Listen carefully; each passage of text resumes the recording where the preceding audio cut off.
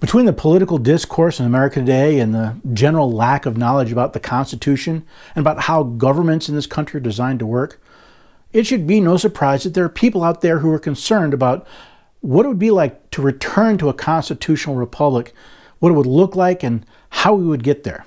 So we'll ponder this next on the Constitution Study. There's one thing you have to know wherever you make your stand. Came from a long through line of everyday Americans. Hello there, everyday Americans. Paul Engel here with the Constitution Study, where we read and study the Constitution and teach the rising generation to be free. I'm glad you could join me. As always, head over to the website constitutionstudy.com that you can find out everything I'm doing on the Constitution Study. You can also find me on Facebook. I have a Facebook page, a Constitution Study. I'm on YouTube. I use my own personal Twitter handle, CyberAngle, for tweets about what's going on. There's some news hopefully coming in the near future. I'm hoping to have an announcement about the book very, very soon, but that'll have to wait at least a few more days. Most of all, at the website, you can ask me questions. I answer questions and comments in all the social media, but you can ask me direct questions there. You can contact me there. You can find out where I'm speaking. You can even invite me to come speak to your group. I love doing that. I love speaking to groups about the Constitution. Speaking about the Constitution, I've noticed lately a lot more people asking or debating, well, if we did things the way the Constitution says, wouldn't that kind of break things? For example, I was talking with a gentleman the other day, and we were actually talking about, among other things, the FAA. And the question really came, we have become so dependent on these executive agencies and what they do. What happens if we suddenly put them out of business because they're unconstitutional? I think it's a very important point. So we have to remember, it's taken over 100 years for this nation to go from a fairly constitutionally sound position to where we are today, where I think the answer to the question of where do you get the constitutional authority to write such legislation is, are you kidding me? So if it's taken us over 100 years to get from there to here, we can't expect to get back in the blink of an eye. It's not going to take a year. It's not going to take an election cycle. It's going to take decades, maybe more. Think of it this way. Let's say you set sail on a big cruise ship from New York City heading to Ireland. Now, as you get started, you're pointed in the right direction to end up in Ireland, but over time, you start turning. You start drifting farther and farther off course. And not only are you continuing off course, you're continuing farther and farther and farther off course. Pretty soon, you're going to find yourself out in the mid-Atlantic, hundreds, if not thousands of miles off course. Now, if you try to immediately turn and return back to course, well, that's going to be very disruptive. No, what you really want to do is you want to turn back far enough so that when you get to you'll get to the destination you want to. And that's kind of what we have to do here. See, we talk about the ship of state, and it's not really a bad metaphor. The United States of America is a very large entity. It turns neither fast nor efficiently. The idea is not that we're suddenly going to restore ourselves to a constitutional republic. What we should be looking to is, are we turning ourselves back towards that goal? Take a look at a piece of legislation or a candidate running for office, or even a public policy, a foreign policy.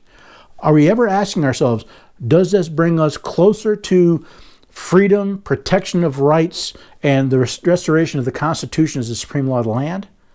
Or does it take us farther away? And make our decision based on that. See, if we want to return to being the land of the free and the home of the brave, if we want to once again be a constitutional republic, if we truly want to return to the rule of law rather than of men, well, we're going to have to follow the law, and we're going to have to take the consequences, accept the consequences of what those changes mean. What do I mean? Well, for example, I'll go back to the FAA. The question that my colleague and I were discussing was, is the federal government the proper entity to deal with interstate air travel? Now, not interstate commerce, because The FAA doesn't deal very much with commerce, but they do deal with travel. And travel is not a privilege given to the federal government. But having 50 different air power authorities, 50 different aviation administrations, well, that probably would be unworkable in a mode of travel that covers so much time, so much space, so quickly. So what's the answer? Well, the answer is a constitutional amendment granting the federal government a limited authority over air travel. See, if we the people get together, either through our representatives or through our states, and propose an amendment that says, okay, air travel is probably best done at the federal level. And here are the boundaries within which the federal government is allowed to work. Then we're returning to a constitutional form of government. We're returning the power. We are back to we the people being in charge of what the federal government can and cannot do. We can set the boundaries of what we will allow the federal government to do. And not only will we not get rid of the FAA, but we'll have a legal framework that defines what they can and cannot do based on a constitutional amendment. By the way, that doesn't just work for the FAA. You want to talk about Department of Energy, Environmental Protection Agency, Department of Education, all of these things that the federal government has simply assumed we need to phase out unless they are authorized by a constitutional amendment, which sets the boundaries, the limitations for what these agencies can do. Now, there's a reason why amending the Constitution is a long, hard process. It's supposed to be. The person I was talking to comes from a state where they have ballot initiatives to amend their Constitution. And they've noted they've gotten some pretty silly, at least in my point of view, pretty silly amendments to their Constitution. The idea that the way the federal Constitution's amendment is designed to be slow and deliberative and thoughtful. Think about it.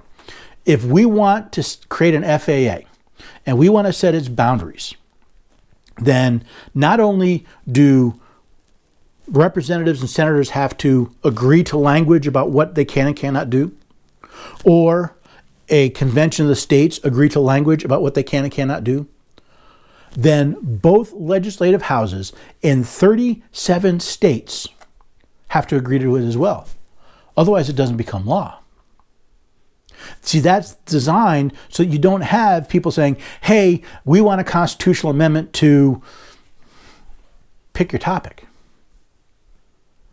We avoid a lot of those, what I call foolish, emotional, reactive amendments because it takes time. Now, I understand that's not a lot of fun. We live in an instant coffee and a microwave society. We want things now. But getting things now can be dangerous if we don't take the time to debate and deliberate what it is we're trying to do and why. That's why amending the Constitution takes as long as it does. It's why changing what the federal government can do is designed to take time. And it's why we need to re-engage as part of that process. We've all been taught that the federal government can do pretty much whatever it wants to do, as long as it can get enough people to agree with it. But if we want to return to a constitutional republic, if we want the Constitution to return to being the supreme law of the land, we have to start turning the ship of state back on course. The course that was defined for it 200 plus years ago when our founding fathers said that they did this to protect the blessings of liberty to ourselves and our posterity. That needs to be our goal. We cannot turn the ship of state fast. It's impossible. If you're figuring that the next presidential election is going to fix the problem, I'm sorry, you're going to be disappointed. But if we start incrementally, degree by degree, turning that ship of state back towards protecting the blessings of liberty to ourselves and our posterity, eventually we'll end up back on course. And as we get back on course, things will get better. But then again, some of the things that we've let the federal government do for us, we're going to have to start doing for ourselves. We're going to have to get rid of this idea that the federal government is going to tell us how to educate our children and realize we have to pick that up. We're going to have to get rid of the idea that the federal government is going to provide for our retirement, and we're going to have to take care of that ourselves. We're going to have to shed ourselves of the idea that the federal government will provide for the poor and realize it's our moral responsibility to do so. See, changing the civil state doesn't necessarily make life easier, but in the end, it makes life better. So what do you think? It's something I spend time thinking about, but I know most people don't. What happens if we actually want to return to a constitutional republic, where the Constitution is truly the supreme law of the land? How do we get there? What does it look like when we get there? Most of all, here's the best part. It's remembering that we get to decide, we the people get to decide what the federal government can and cannot do and what the states can and cannot do, because we are ultimately the ones in charge of the Constitution. It's very empowering, but with great power comes great responsibility, and that is something I think we've lost as well. So hopefully I've made you think a little bit. Think about this. It's actually a tremendous idea to think, yeah, it'd be nice if all the 50 states could once again try different things and learn from each other. And yeah, there are going to be a lot of people who don't like the idea, who are tied to this idea of the federal government has to do it. And even if we agree that the federal government should do it, it should be we telling the federal government what it can do, how it can do it, in what boundaries it can do it, not them telling us what we can and cannot do. That makes me angry. When I see a candidate tell me what they are and are not going to allow me to do, that gets my dander up. But if we don't recognize that we have the responsibility to tell them, they're going to continue to tell us. And when have you ever seen a government take power that it voluntarily gave up? I can't think of one. So think about this. Put your comments below. Let me know. What do you think? How would you go about eliminating some of the unconstitutional work the federal government does? What are those things that it does, and how would you go about turning that back over to the states and to the people? Let's start a discussion not only about what is wrong, but how we can start fixing it. And I hope you'll remember, this is not going to be fixed by a presidential election. In fact, it's not going to be fixed by a government. I would be shocked if the federal government suddenly decides it's going to start acting more and more constitutional, regardless of who we elect. I would be shocked if I see states really seriously standing up and exercising their sovereignty the way they are legally allowed under the Constitution. The change really needs to happen right where the Constitution starts, with we, the people. What do we expect from our governments, plural? What do we expect of the people we send there to work as our agents? And what are we going to do to hold them responsible? So think about it. Let me know in the comments. Again, over to the website, constitutionstudy.com. You want to have a great in-person discussion? Invite me out. We'll have a debate about this. We'll discuss it. But most of all, please come back and we'll discuss more about the Constitution right here on the Constitution Study. There's one thing you have to know wherever you make your stand. Came from a long